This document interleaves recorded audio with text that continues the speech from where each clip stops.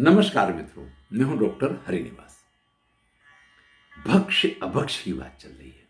मनुस्मृति 5वां अध्याय 45वें श्लोक तक यानी 44वें श्लोक तक इस चीज का प्रतिपादन किया गया है कि हमें क्या खाना चाहिए, क्या नहीं खाना चाहिए। और उसमें भी मांस भक्षण के लिए जो वेद विहित मांस भक्षण है उसको हिंसा नहीं माना जाएगा। इस प्रकार की बात आ गई कि भाई शास्त्रों में लिखा है कि अगर आप यज्ञ आदि करना चाहते हैं और उसके लिए आप किसी पशु की बलि चढ़ाते हैं तो हिंसा नहीं मानी जाएगी। आपको पितरों का श्राद्ध करना है, आप अगर बलि चढ़ाते हैं या किसी प्राणी को आप मार देते हैं तो वो हिंसा नहीं है, वो अहिंसा ही है।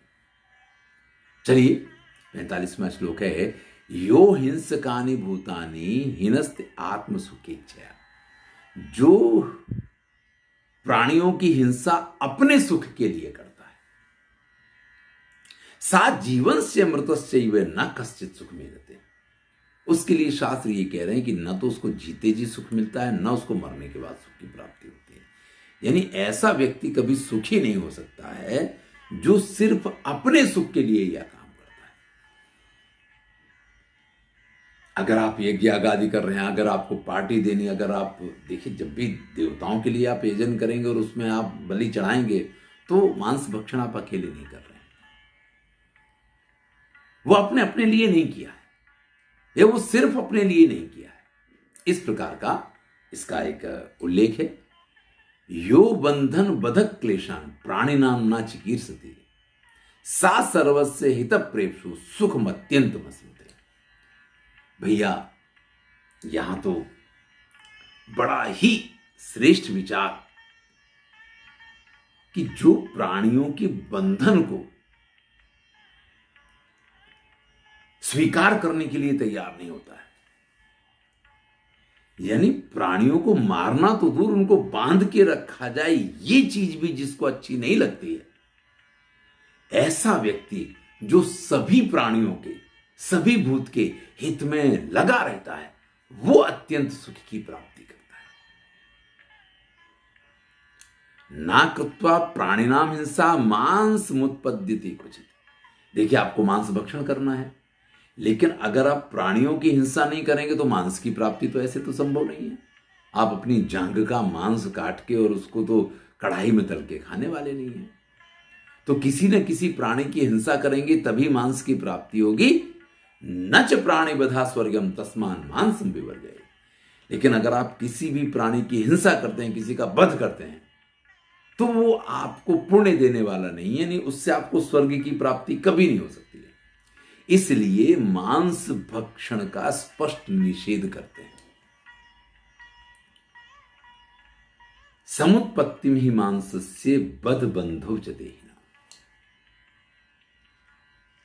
तो भैया अगर आप किसी मांस की प्राप्ति करना चाहते हैं तो आप किसी ना किसी प्राणी को मारेंगे, उसकी हत्या करेंगे, और जब आप उसका वध करेंगे तो उसके भाग्य के जो कर्म उसको भोगने बाकी रहे वो आपके सिर पे आएंगे। प्रसमीक्ष निवर्तेत। इसलिए इस बात को बराबर समझ लेना चाहिए, सर्व मांस से भक्षणा, और फिर मांस भक्षण से व्यक्ति को दूर रहना चाहिए। देखिए ये हमारे यहां पुनर्जन्म भी माना जाता है और हमारे यहां कर्मों के फल भी भोगने वाली बात आती है। अगर कोई प्राणी अपनी जिंदगी जी रहा है तो अपनी जिंदगी जीते जी वो अपने कर्मों का फल भोगने वाला है। अब अगर मान लीजिए कि आपने किसी बकरे को मार दिया और आप अगर उसको खा गए हैं तो उस बकरे को अपना जीवन जी करके जो अपने कर्मों का फल भोगना था वो तो उसने नहीं भोगा है। अब आप उसे खा गए तो आप भोगिएगा। तो न भक्ष्यति वो मांसम विधिम हित्वा पिशाचवत् स लोके प्रियताम यादि व्याधि भिश्च न पीड्यते। देखिए सारी बात शुरू यहां से हुई थी कि व्यक्ति खाद्यान्न का ख्याल नहीं रखता है, इसलिए उसको तरह तरह की बीमारियां होती हैं और इसीलिए उसकी मृत्यु होती है। तो यहां कह रहे हैं कि जो मांस का भक्षण विधि के अलावा नहीं करता है, यानी यज्ञ आदि की विधि में जो होता है वो एक बात है, लेकिन अगर उसमें ना करके और व्यक्ति कभी भी इस प्रकार की हिंसा नहीं करता है व्याधि विश्च न पीड़िते लोके प्रियता में अंति। तो इस संसार में बड़ा ही प्रसिद्ध होता है, सबके लिए वो प्रिय पात्र बनता है और उसको किसी प्रकार की बीमारियां भी नहीं होती। देखिए किस बातों को कह रहे हैं कि अनुमंता विष सिता निहंता क्रय विक्रय।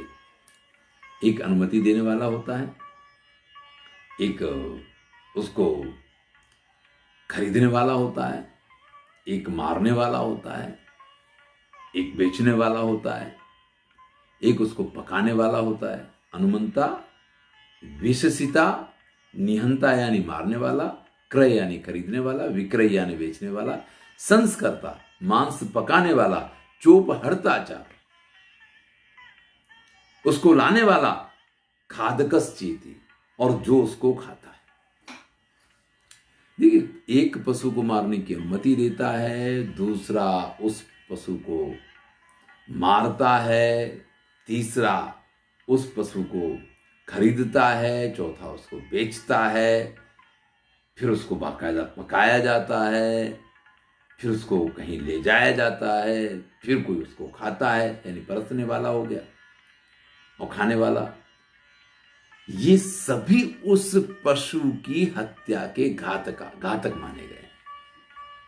यानी आप ये नहीं सोच सकते कि हमने तो मारा ही नहीं, हम तो खाली लेके आए थे, अपना बनाया खाया, हमें उससे क्या लेना देना, हम किसी को मारने नहीं गए। लेकिन आप चूंकि खरीददार हैं, आप खरीदने जाते हैं इसलिए बेचने वाला बेचता है, और बेचने वाला बेचता है इसलिए मारने वाला मारता है। तो ये पूरी चेन है, पूरी साइकिल है, और इस साइकिल का कोई भी पैडल जो है वो खाली नहीं जाता है। यहां जो जो इसकी लाइन में है वो सभी जो हैं वो इसके दोषी माने गए। स्वमांसम परमांसे ने यो वर्धयितुम इच्छति। भैया आपको मांस खाने की आवश्यकता क्या है? तो बोले साहब खाएंगे पिएंगे, जरा तंदुरुस्त हृष्ट पुष्ट हमारी बॉडी अच्छी बनेगी, सिक्स पैक बनेंगे। तो भैया जो दूसरे का मांस खा करके अपना मांस बढ़ाना चाहता है, अनभ्यर्च पितृन देवान, अगर वो देवताओं और पितरों का अर्चन करता है फिर खाता है तब तो कोई बात नहीं है। लेकिन अगर ऐसे ही अपने शौक मौज के लिए, तो नास्य पुण्य कृत, तो भैया इससे बड़ा कोई जो है पाप नहीं, इससे बड़ा कोई पाप नहीं है कि आप प्राणियों को सिर्फ अपने शौक के लिए मार रहे हैं, अपने मौज के लिए मार रहे हैं, अपने आनंद के लिए मार रहे हैं। प्रत्येक वर्ष व्यक्ति अश्वमेध यज्ञ करे, उससे जिस फल की प्राप्ति होती है, मांसानि च न खादेत्यः तयो पुण्य फलम समम।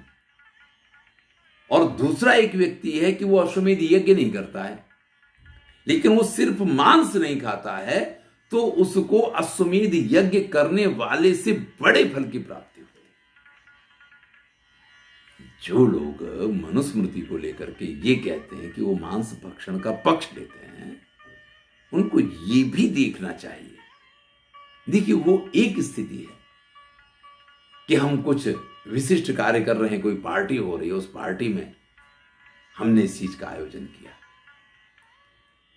लेकिन अगर आप नित्य प्रति के भोजन में इस चीज का स्वीकार करने लगे, अगर आप अपने टेस्ट के लिए इस चीज को खाने लगे, तो इससे बुरा कुछ नहीं माना गया। और अगर कोई इससे बच पाता है, स्वयं को बचा पाता है, तो उससे श्रेष्ठ कोई और नहीं माना गया।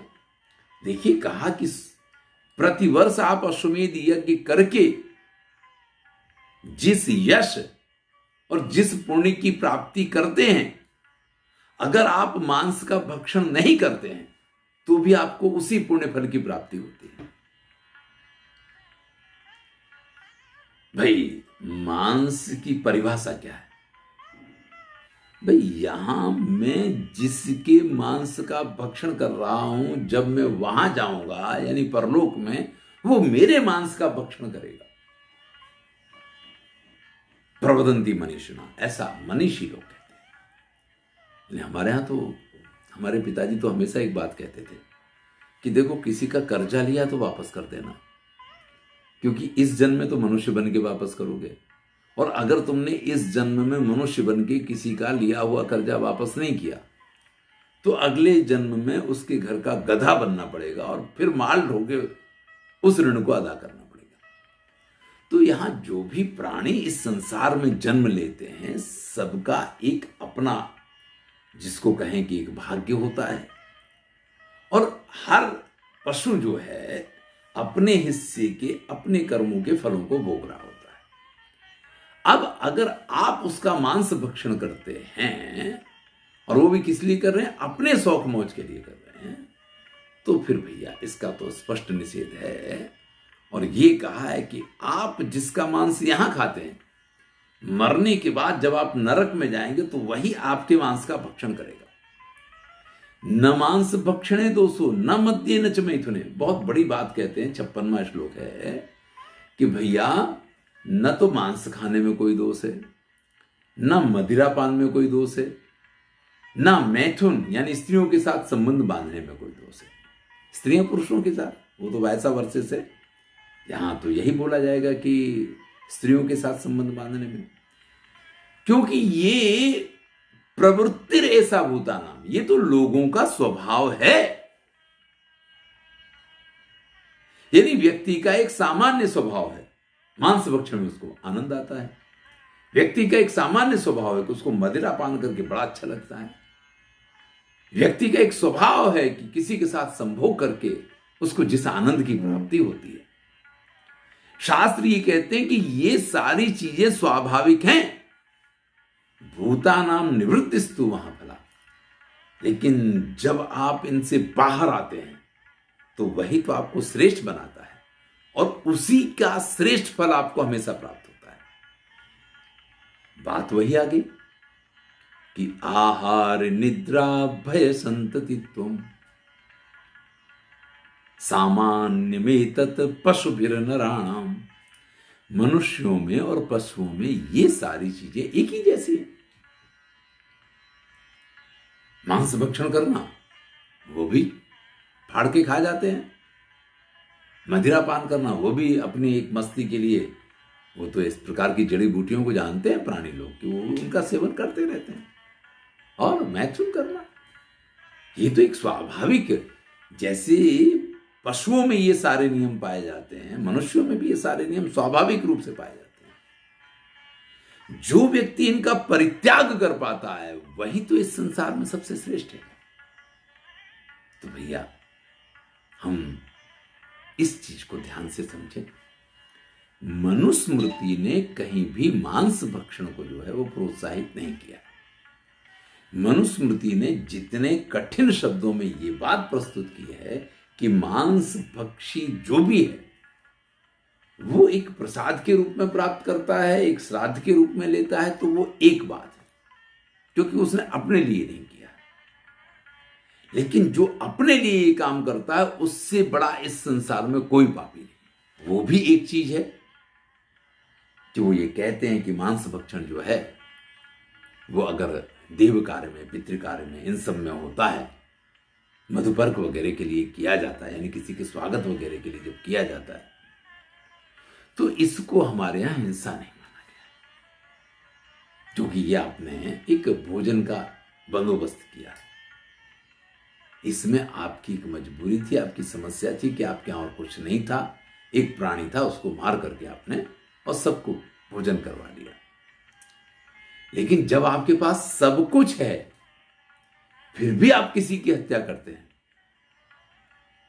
और फिर आप ये चाहते हैं कि आप सुखी हो जाएं संसार में, आपको कोई सुख नहीं दे सकता। इसलिए शास्त्र अहिंसा की प्रशंसा करते हैं, और मांस भक्षण का जितना जोरदार खंडन मनुस्मृति ने किया है, मैं कहता हूं उससे अधिक किसी खंडन की आवश्यकता नहीं है, वो पर्याप्त है।